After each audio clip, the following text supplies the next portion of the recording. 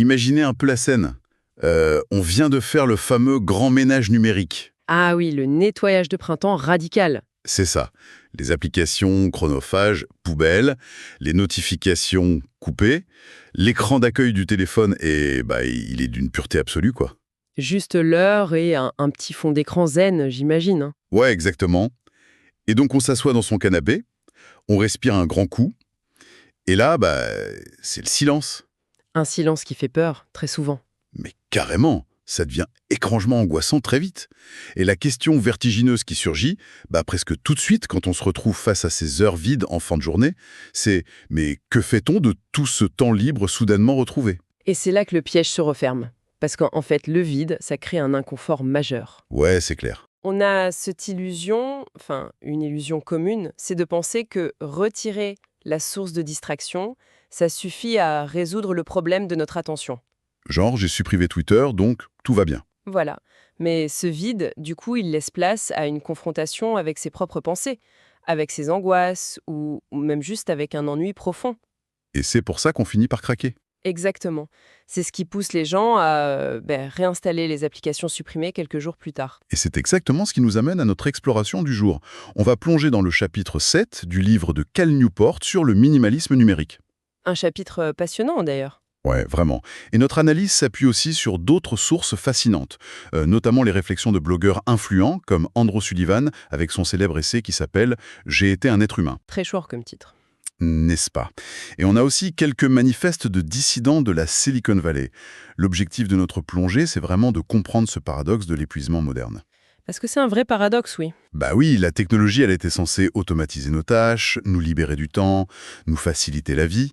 Et pourtant, l'impression générale, c'est que la vie moderne n'a jamais été aussi épuisante. Ouais, et cet épuisement, il mérite vraiment qu'on s'y arrête. Parce que, en fait, il ne s'agit absolument pas d'une fatigue physique. C'est pas lié à une dépense calorique. On n'a pas couru un marathon, quoi. C'est ça, c'est une fatigue purement psychologique et neurologique.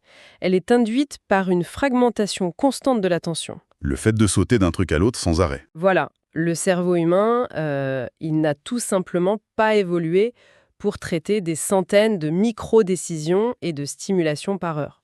Donc le postulat central des sources qu'on étudie aujourd'hui, c'est que fuir les écrans, c'est juste une étape préparatoire. C'est exactement ça. En fait, le bruit numérique sert de bouclier. Ah, c'est intéressant ça. Ouais, ça anesthésie et ça masque un vide existentiel. L'enjeu de cette partie du livre, c'est d'analyser la solution qu'il propose pour combler ce vide, ce qu'il appelle la culture des loisirs de haute qualité. Ce qui permet au final de rejoindre ce que les textes nomment la résistance de l'attention. On y reviendra. Oui, on y reviendra, c'est un terme très fort. Du coup, la question c'est comment on remplit ce vide sans retomber dans l'épuisement? Vaste programme. C'est ça. Parce que si on est fatigué psychologiquement, l'instinct naturel, il dicte de ne rien faire. De s'allonger sur le canapé. Ouais, voilà. De zoner. Pourtant, les textes nous confrontent à un concept qui défie complètement cette logique. Le principe d'Arnold Bennett, Ah oui, Bennett. un auteur britannique du début du XXe siècle. Et curieusement, son approche trouve un écho super direct aujourd'hui chez les adeptes de l'indépendance financière, la communauté FI. Les fameux filles, oui, comme le célèbre blogueur Mr. Money Mustache. Exactement. Et leur argument, qui est pour le coup totalement contre-intuitif, c'est qu'il faut préférer une activité extrêmement exigeante à une consommation passive. En fait, Arnold Bennett, il observait déjà ça bien avant l'invention des smartphones. Il voyait les employés de bureau qui finissaient leur journée et qui gaspillaient leurs heures libres dans une passivité totale. Ils pensaient se reposer, j'imagine. C'est ça, il pensait se reposer, mais au final, il s'écroulait d'une fatigue morne. L'inaction, en fait, elle mène à un ennui complètement déprimant parce qu'elle laisse le cerveau stagner. Tourner à vide. Ouais, stagner dans un état de rumination. Et Pittadini, donc l'homme derrière Mr. Money Mustache, il illustre ça parfaitement. Qu'est-ce qu'il fait, lui, après le boulot? Après une journée de travail intellectuel, il ne s'assoit pas devant un écran. Il apprend à souder du métal, par exemple. Ah oui, carrément. Ou il construit des charpentes. D'accord, c'est du sérieux. Et c'est là qu'il faut vraiment creuser la mécanique du truc. J'ai cette image en tête, tu vois. On a souvent tendance à considérer notre cerveau comme la batterie d'un téléphone. C'est une erreur très commune, ouais. C'est ça. Quand on arrive à 10% en fin de journée, on se dit, bon, il faut l'éteindre, le poser sur la table basse et le laisser inactif pour qu'il se recharge. Sauf que ça ne marche pas du tout comme ça. Bah non. Si on suit le principe de Bennett, le cerveau ressemble beaucoup plus à un muscle. En fait, il n'a pas besoin d'immobilité totale pour récupérer. Il a juste besoin d'un changement d'exercice. Et la neurologie explique très très bien ce phénomène. Quand on s'installe pour une séance de consommation passive, comme scroller sur un fil d'actualité par exemple, Ce qu'on fait tous. ce qu'on fait tous, oui, bah, le cerveau ne se repose pas réellement. Il bosse encore. Et il est maintenu dans un état de stress de bas niveau, une sorte d'hypervigilance constante parce qu'il cherche des petites décharges de dopamine. Ah ouais, la fameuse dopamine. Exactement. Et c'est pour ça que tu sais, cette espèce de paralysie du défilement. Quand tu passes 45 minutes à chercher un film sur Netflix, pour au final aller te coucher sans rien regarder. C'est ça. Ça te laisse avec une sensation de vide et une fatigue complètement accablante. Alors qu'à l'inverse, si tu investis de l'énergie dans une tâche manuelle ou intellectuelle exigeante, bah, ton cerveau est obligé de se concentrer sur un objectif unique. Il n'est plus éparpillé. Voilà.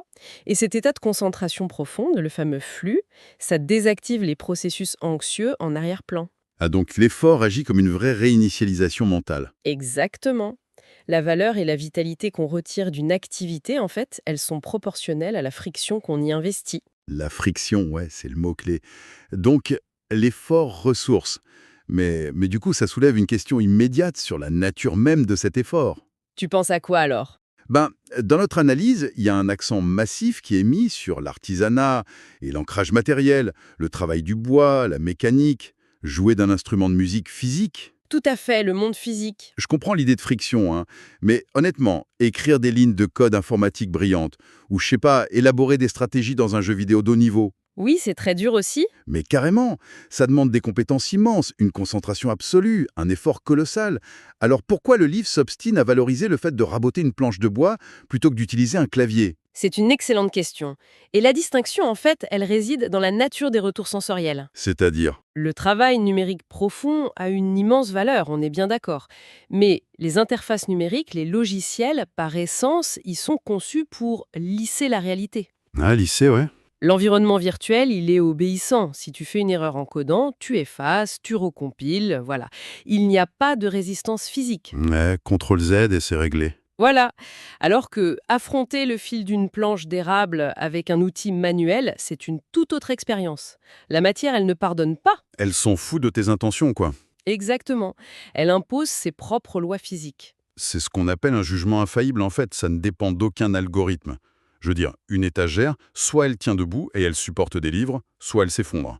C'est très binaire, oui. Une corde de guitare, elle sonne juste sous tes doigts, ou bien elle grince. Tu peux pas tricher. Et c'est ça qui est beau. Le monde matériel nous offre une confrontation directe avec nos propres limites physiques. Ouais. Et cette lutte très subtile avec la matière, elle apaise notre psyché d'une façon que l'abstrait ne peut tout simplement pas égaler. Surtout aujourd'hui. Surtout aujourd'hui, oui. Dans un monde moderne où la majorité des emplois consistent à déplacer de l'information invisible d'un dossier à un autre, Des tableaux Excel à longueur de journée. c'est ça. Du coup, il s'installe très souvent un sentiment d'insignificance, une vraie déconnexion entre l'effort qu'on fournit et le résultat qu'on peut observer. Et l'artisanat matériel permet de contourner ça. Il offre une source de fierté profondément ancrée dans le tangible. C'est une preuve irréfutable de notre capacité à modifier notre environnement réel. D'accord, je vois mieux. Et d'ailleurs, ce besoin de physicalité, de friction, il ne s'arrête pas juste aux objets. Non, en effet. Et c'est là qu'on aborde un point fondamental de notre exploration.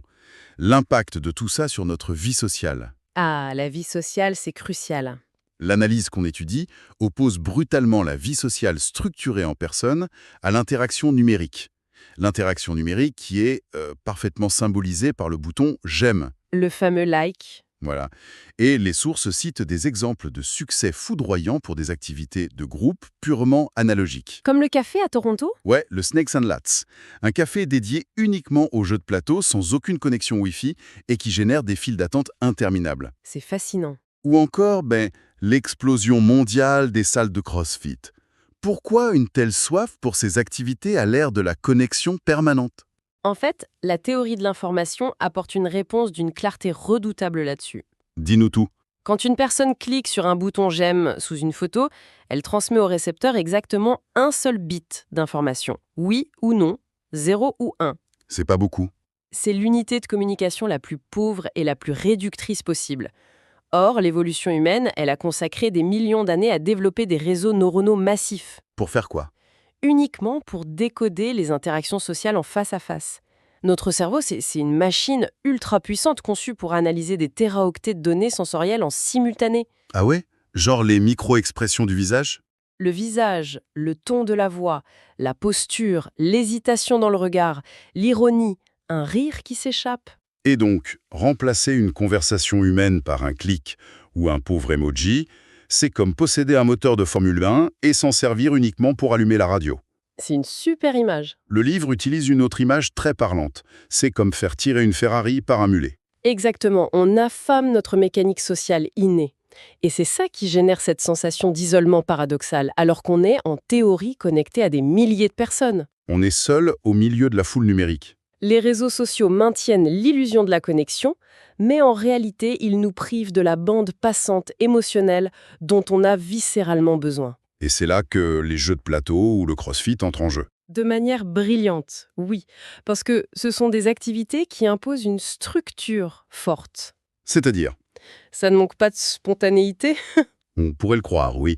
Il y a des règles du jeu strictes, des objectifs clairs, des limites de temps. On pourrait se dire que cette rigidité étouffe la sociabilité. C'est ce qu'on se dit spontanément. Sauf que c'est tout le contraire. Cette structure, elle fournit un cadre sécurisant, qui libère de la pression des conventions sociales habituelles. Ah, je vois. Autour d'une table de jeu, tu as le droit de t'exclamer, de bluffer, de rire aux éclats. Tu vis une interaction exubérante qui paraîtrait complètement déplacée dans un dîner classique. C'est vrai que si tu te mets à hurler au restaurant, les gens vont te regarder bizarrement. Au CrossFit, c'est pareil.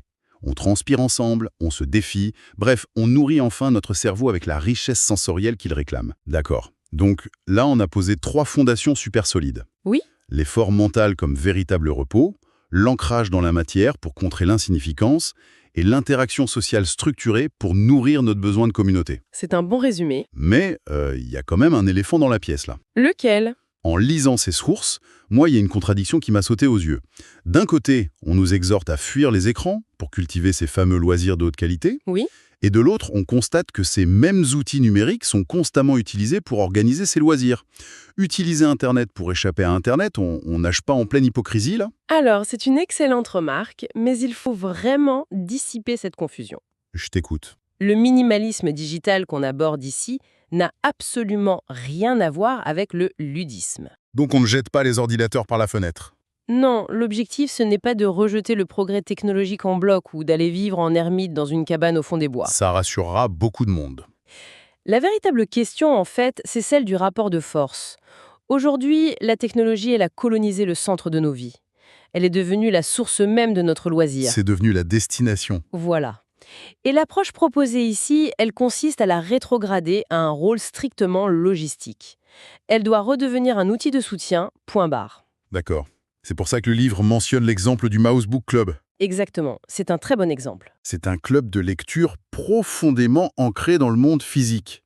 Ils impriment de vraies éditions papier d'œuvres littéraires, mais pour réunir cette communauté et imprimer ces livres, ils ont lancé une campagne de financement en ligne. Ils utilisent Kickstarter, oui. Ils utilisent des plateformes de discussion, ils produisent des fichiers audio.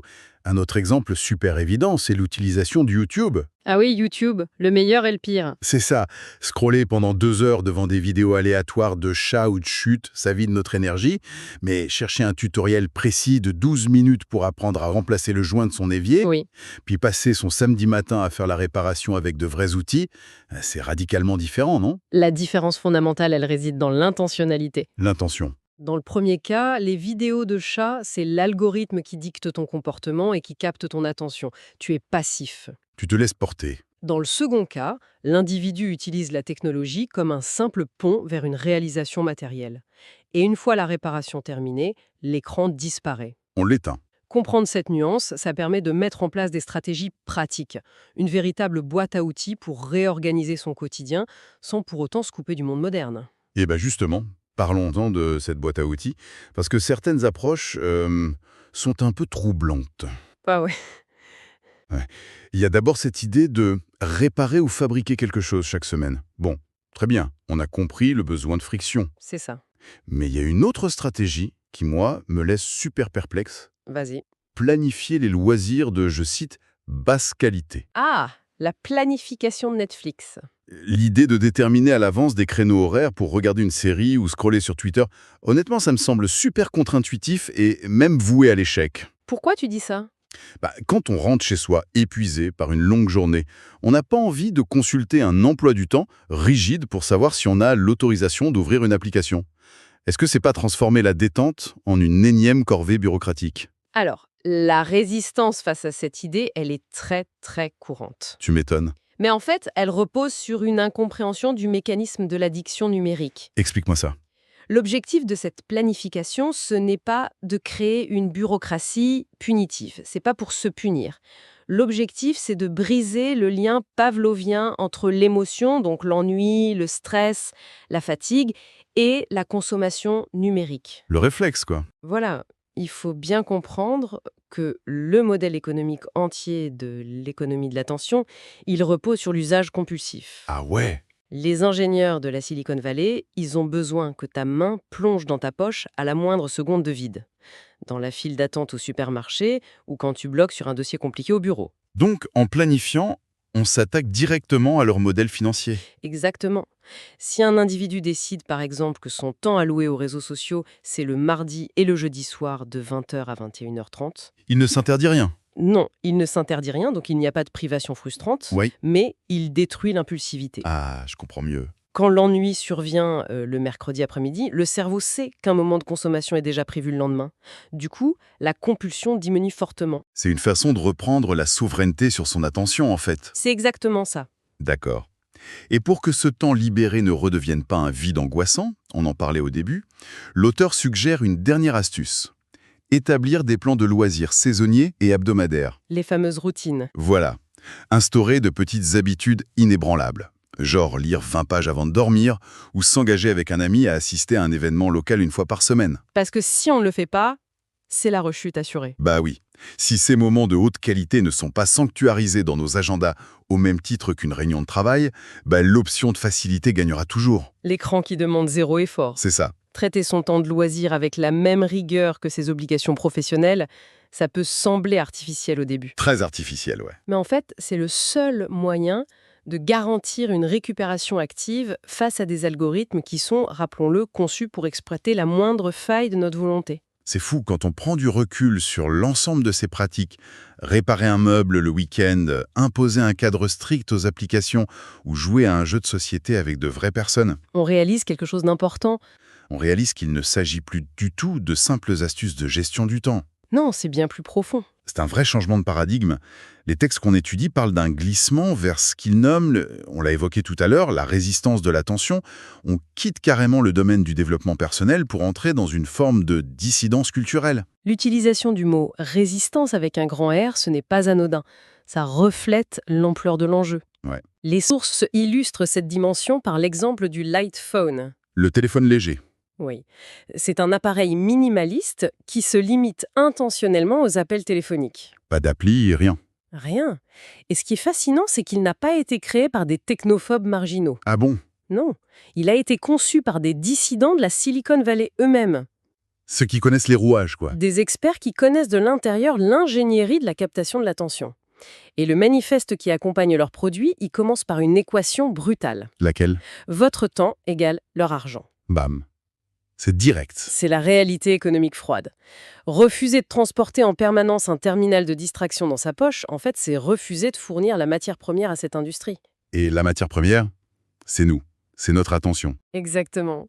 Tu sais, cette réflexion, elle résonne de manière spectaculaire avec une anecdote historique abordée dans le livre, sur Henri David Thoreau. Ah oui, l'anecdote du télégraphe. Au XIXe siècle, lors du déploiement du télégraphe, on venait de réussir à relier le Maine et le Texas. Une prouesse pour l'époque. Un miracle.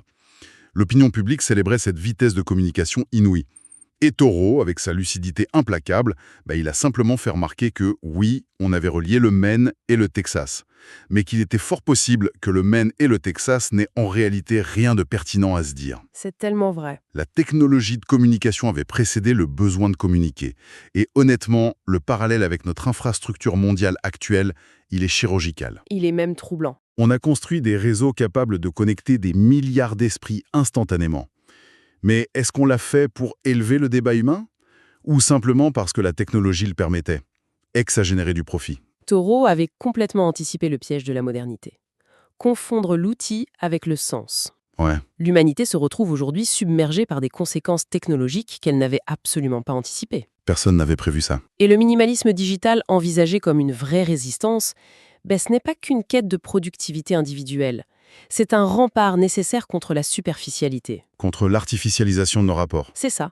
Ça nous permet de naviguer dans la modernité tout en protégeant farouchement les aspects les plus profonds de notre cognition. C'est hyper puissant. Et tu vois, en rassemblant toutes les pièces de cette réflexion, de l'effort comme repos, à la friction matérielle, en passant par la dissidence technologique, il y a une perspective vertigineuse qui s'ouvre pour l'avenir. Sur la suite, oui, On a beaucoup parlé de la manière dont nous, en tant qu'adultes, on peut rééduquer notre cerveau, retrouver la valeur de notre attention. Mais la question cruciale qui reste en suspens, c'est celle de la génération suivante. les enfants qui grandissent avec ça. Exactement. Si le développement de notre empathie, de notre résilience, dépend de cette fameuse friction du réel, S'il faut se confronter à la matière. voilà. Que se passe-t-il pour des enfants qui naissent dans un monde entièrement lissé par les algorithmes? Un monde où chaque frustration est immédiatement éteinte par un écran. C'est une question terrifiante. Peut-être que dans les décennies à venir, le fait d'imposer artificiellement des obstacles matériels, le fait d'exiger la lenteur de l'artisanat et la complexité des rapports humains directs, ce ne sera plus seulement un choix de vie personnel. Ça deviendra quoi alors? Ça sera sans doute le défi éducatif et politique le plus fondamental de notre époque pour préserver notre humanité commune. C'est une pensée vertigineuse, mais tellement nécessaire. C'est clair. Fin de cette plongée, on se retrouve très vite pour explorer les prochaines facettes de ces questions cruciales.